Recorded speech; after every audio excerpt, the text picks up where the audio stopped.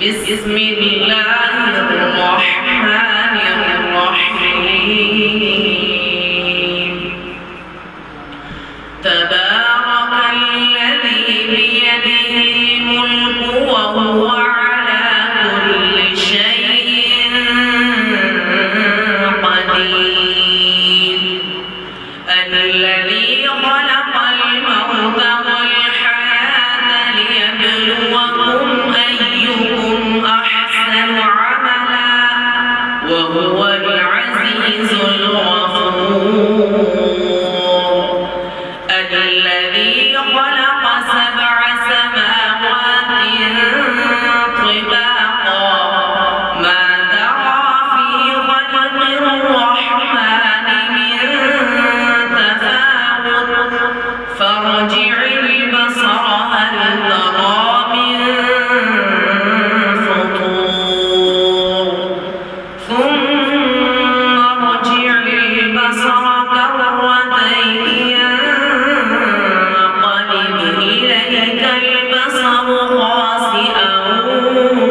وهو حسير ولقد زينا السماء الدنيا بمصابيح وجعلناها رجوما للشياطين وأعتدنا لهم عذاب السعير وللذين كفروا بربهم عذاب جهنم وبئس المصير إذا ألقوا فيها سمعوا لها شهيقا وهي تفور تكاد تميز من الغيظ كلما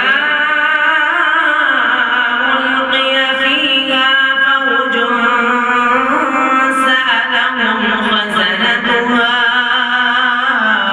ألم يأتكم نذير قالوا بلى قد جاءنا نذير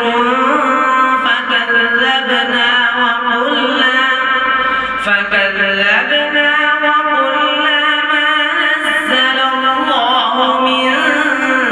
شيء إن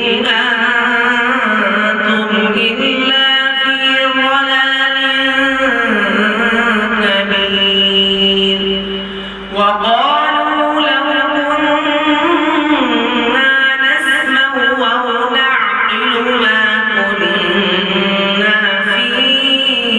أصحاب السعير فاعترفوا بذنبهم فسحقا لأصحاب السعير إن الذين يخشون ربهم بالغيب لهم